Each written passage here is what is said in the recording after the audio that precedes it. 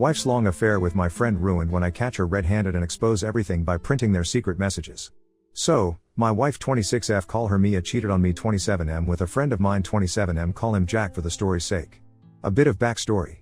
We met when I was 22 at another friend's wedding. She was a good friend of the bride and I the groom, and they sat us at that table so we would get together. When I first seen her, I was completely taken back by how beautiful she was, and when she sat down and we began to talk, we found out we had a lot of things in common. We clicked instantly. We talked for a while, ate the dinner and took to the dance floor. We danced and drank through the night. We ended up kissing in the middle of the dance floor, and when we pulled away, our friends, the bride and groom, came up to us and asked what was up between us. They were really excited to play matchmaker. We just shrugged it off and carried on with our night. We left not exchanging numbers, but about a week later I got a text from her asking me out. Bride gave her my number. I of course said yes, and it turned into a relationship. The relationship was great. Other than small arguments, we never really fought, and it was never anything really serious.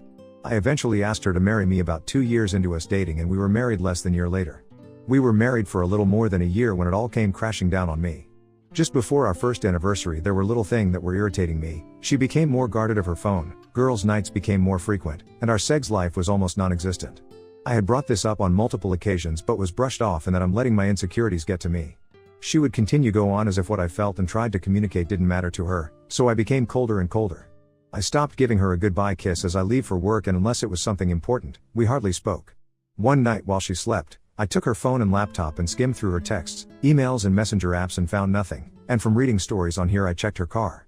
I grabbed her keys and looked in her car and found a second phone. I knew in that instant what was going on, but I wanted all the evidence for when I call her out. I didn't want her to say something like it had only happened once or anything stupid like that. I looked through the phone and found only one number. I read through every message. I connected the phone to my computer and printed out every message and every photo and spent the night researching divorce lawyers.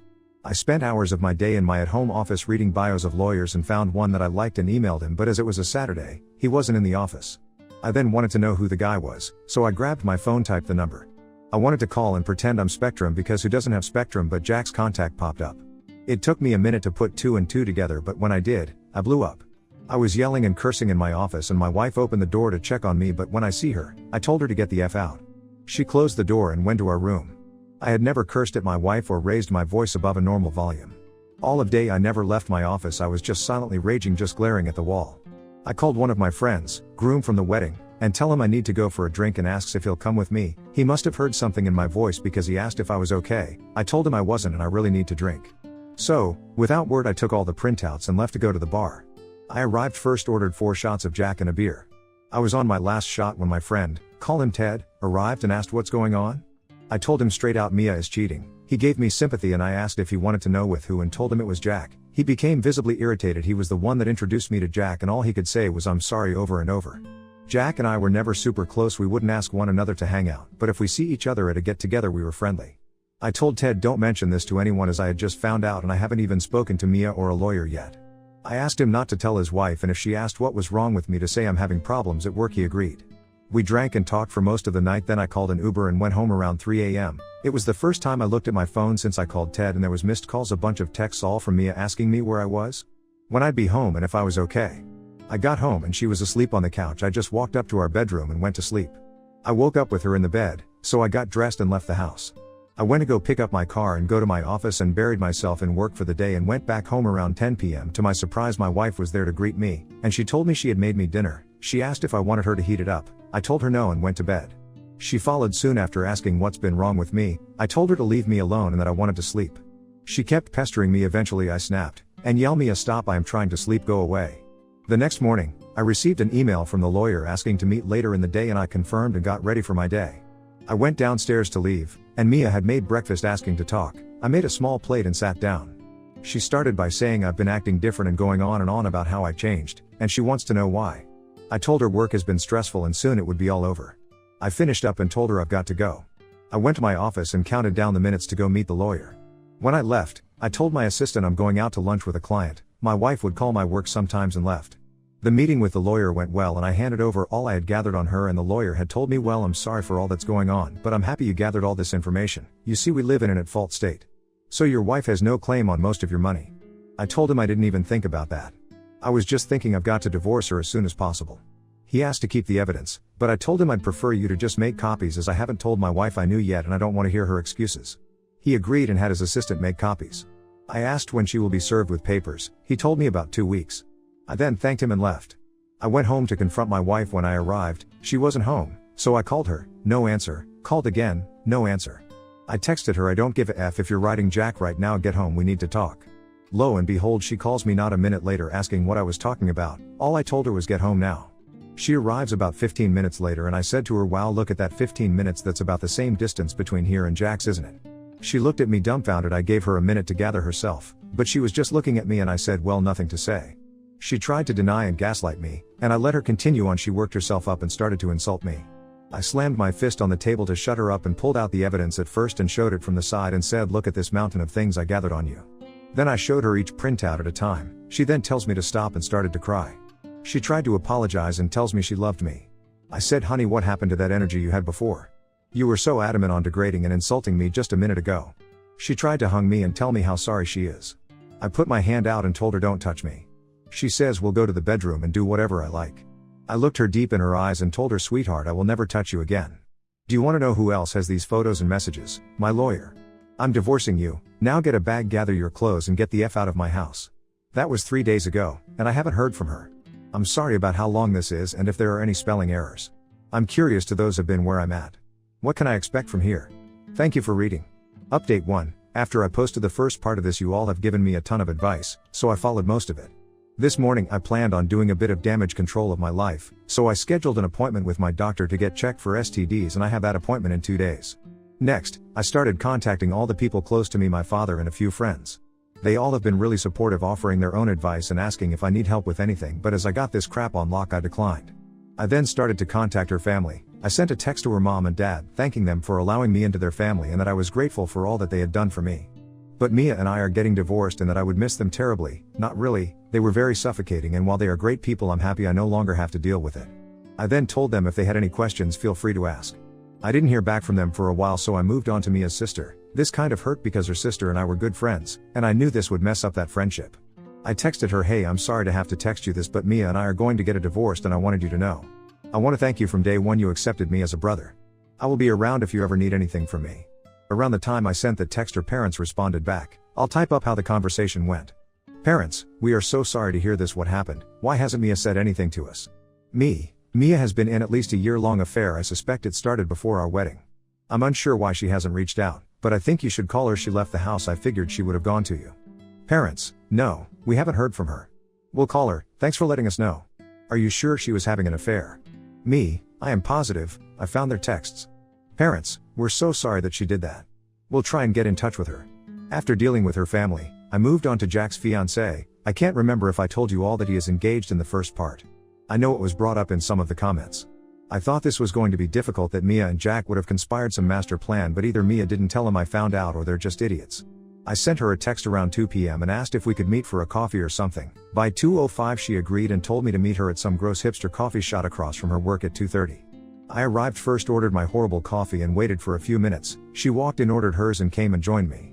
I told her there's no easy way to say what I'm about to tell you, so I'm just going to blurt it out. Jack has been cheating on you with my wife. It's been going on for more than a year. She was obviously shocked, so I then told her I only found out a few days ago. I know I should have told you then, but I had a divorce to get started and my own pity to deal with. She asked how I found out? I told her everything that's in the first post. I then asked if she wanted to see the evidence I gathered and pulled out a binder.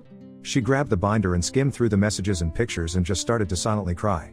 I told her she's more than welcome to take the binder, extra copies, if she wanted to confront Jack with it or use it to see if he would lie.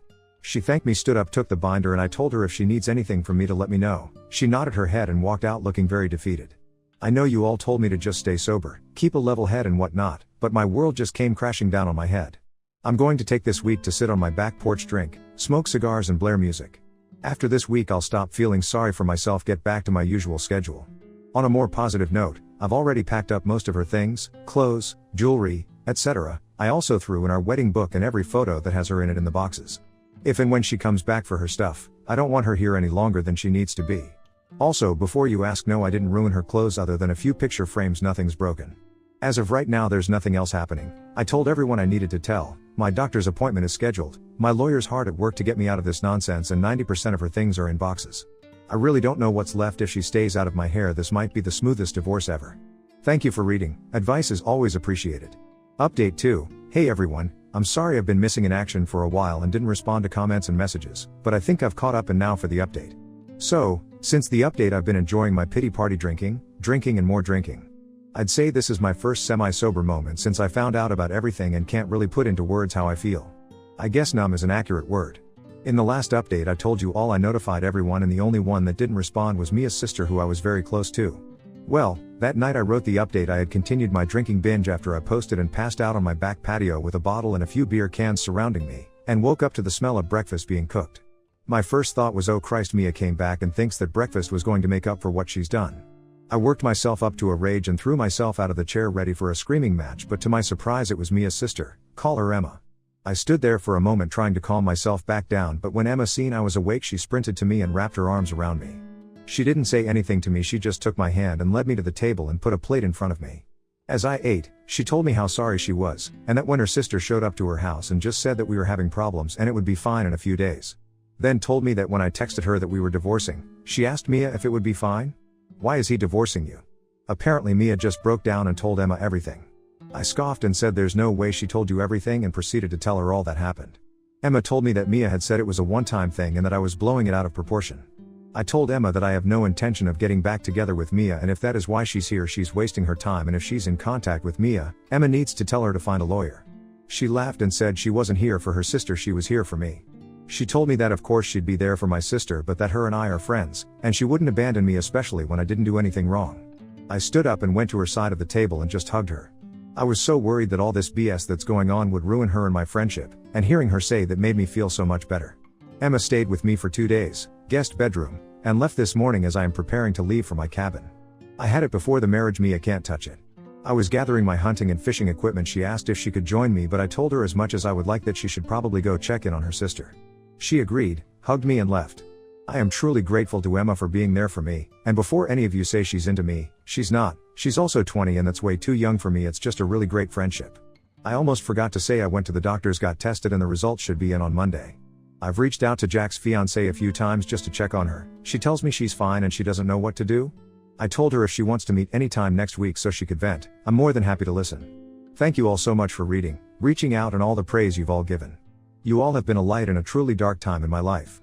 To any of you who are going through this, as I am, the only thing I can say is keep your head down, focus on what you really want. If it's divorce or if you reconcile, set your goals one at a time.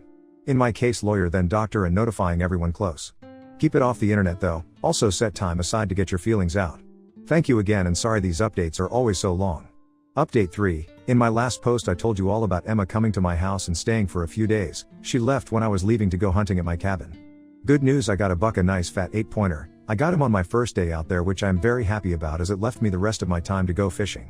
I only caught 2, but they were decent size, so I made one my dinner and butchered the other. I spent the rest of my stay at the cabin cleaning my deer and enjoying the views of nature. Other than a drink or two a day, I spent my trip sober as I promised. My drinking was only for last week. Now on to the last few days. I got a call from my doctor and I'm all clean. It's not such a shock as Mia and I haven't had much passionate nights in a few months, but all the same you can never be too sure.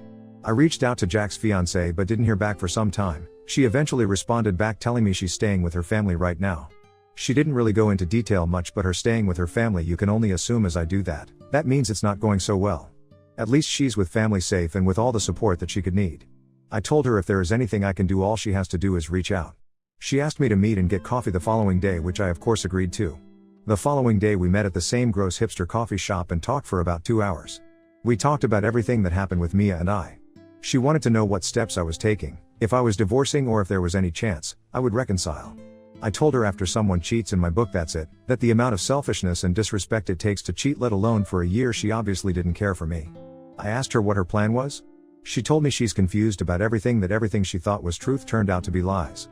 She wasn't sure what her next move should be, if she should move on or if she should forgive him. I told her if you could forgive someone for cheating on you for that amount of time, she's a better person than me. She told me all of her family was telling her that she should forgive him and go on to get married. I told her I was going to be blunt with her and went on to say, just because it's what your family wants doesn't mean you need to follow along. Then said Jack obviously doesn't care about marriage and what it all means. He cheated on you, his fiancée, with my wife. If that doesn't show you, he's not marriage material. I told her she needed to do what she thought was right and not to have anyone other than herself make decision that will affect her life. I told her when I found out all I could do was think of a way my heart could trick my brain into thinking of some way I can accept it and forgive her, but I just couldn't do it. I also said I only talked to one person, but I had already made my decision, and no one could change my mind. I bet when you went to stay with your family you had a pretty good idea of what you were going to do, but you let too many people in, and they all gave their own take on it. I finished by telling her all she needed to do was to follow her gut, that her brain and heart will always lie to her, but if her gut feels something's off 9 out of 10 times her gut's probably right. She soon after thanked me and we left each other and went home. The following day I got a message from my lawyer that Mia had successfully been served at work. I thanked him for all his work, especially in the time frame he's gotten it done. Not long after that, Emma called and told me Mia hasn't left her room all day and she's sobbing in bed. I told her she was served and is probably realizing how bad she messed up. Emma asked me how the cabin was, and if I got anything. I told her everything I did and how my time was there. We talked for a moment and hung up, after I prepared myself and my house for my wife's explosion. I figured if there was any time, it would be soon, now that she's been served. So now I am waiting patiently, biding my time. I have Advil on standby for what I can only assume is going to be a bad ache, I told my friend, and he agreed if Mia showed up, he would race over to be a witness just in case all else fails. I'm currently waiting for Hurricane Mia to tear through my house. If or when she does, I'll send out another update. Thank you all for reading. Update 4. About an hour or so after I posted last, I was waiting for Mia to show up at the house and go ballistic. I had no real reason she would do anything, but given everything that's happened I never really knew the women. I went around to all the cameras that I had up and made sure they were working properly, both the ones inside and outside. I called my friend letting him know that Mia was served today and if she shows up he needs to get to my house as soon as he could. I am not going to jail because of this woman. Turns out I was right, because Mia had shown up at the house banging on the door screaming to let her in. I immediately called my friend and Emma to get here, because Mia is beating down my door.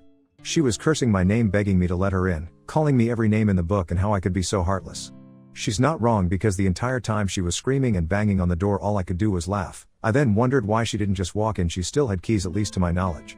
When my friend showed up, she was still screaming and cursing, so he started to record on his phone and stayed in his truck, but this idiot brought his wife with him, Mia's friend, so she got out and tried to calm her down.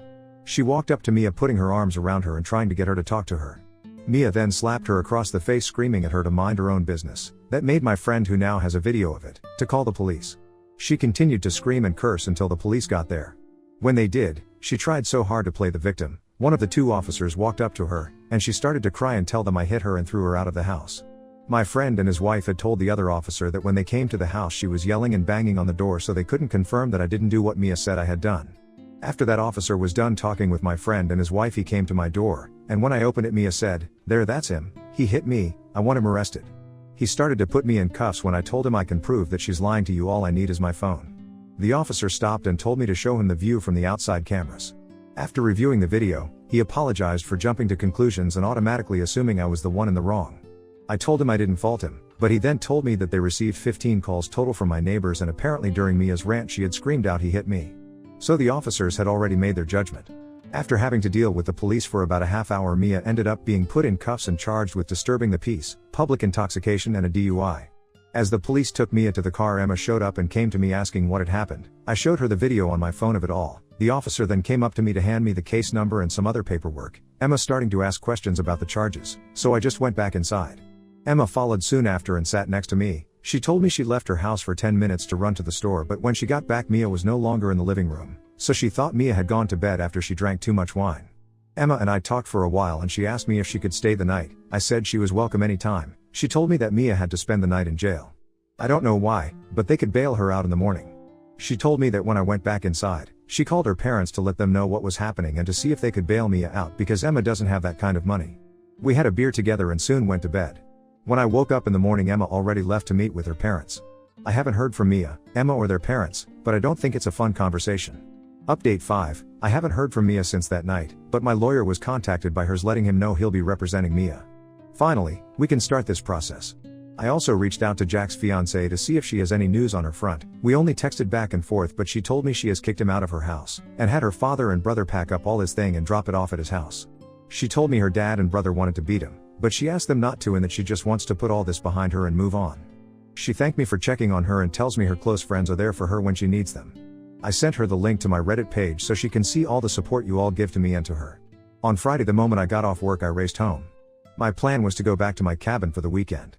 When I arrived, Emma was in my driveway. She wanted to grab her sister's things and had a list of what my wife expected.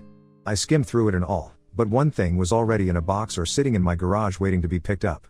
I told her I'm not transporting or touching anything that's in here. I'm not going to be responsible if Mia wants to claim I destroyed her stuff.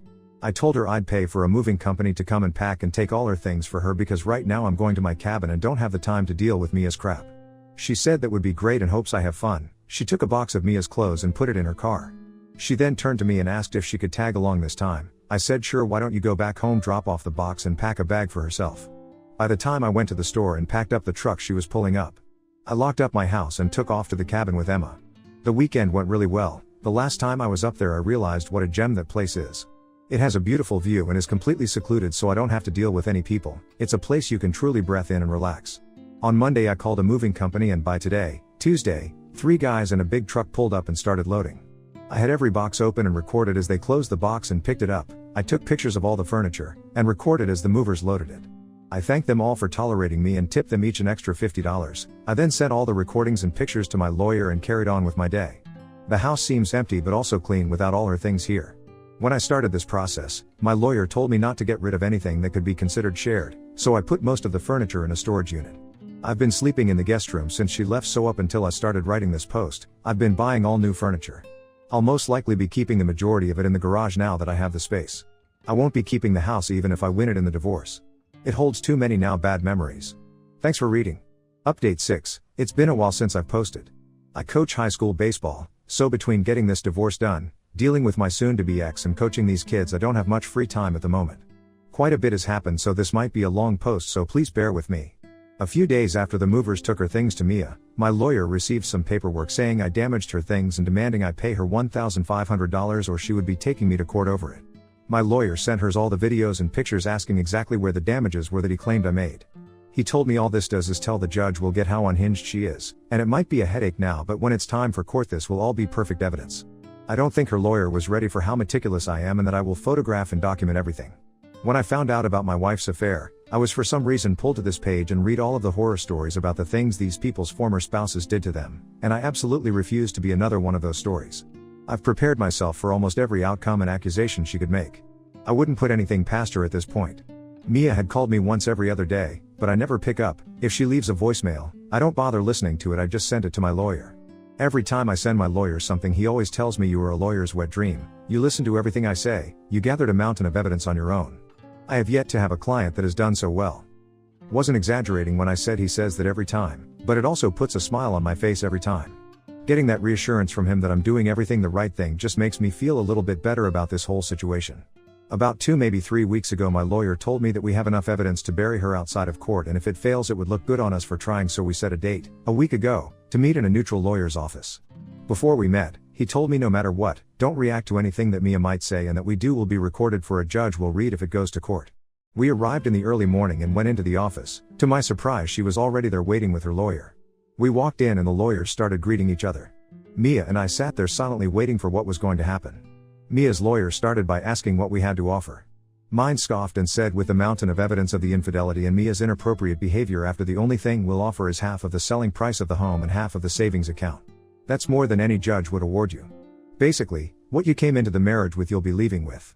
Then he looked directly at Mia and said if you decide to go to court, I will put every message making you read it all out loud, then I will put every photo up for all into court to see, but he didn't say that at the time, and make you describe in detail what you're doing in each photo.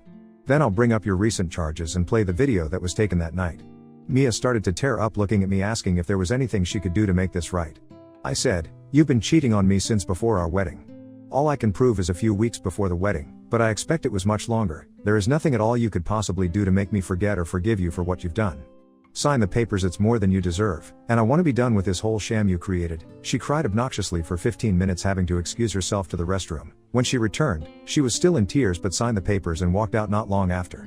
So in about a month everything will be filed and all I'll have left to do is sell the house. I want to thank you all for reading and all of the advice you've given. I don't see anything else happening, but I could be wrong, and if it does, I'll let you know, but this will probably be my last post. So again, thank you all. I hope what's happened to me has helped at least one person out there.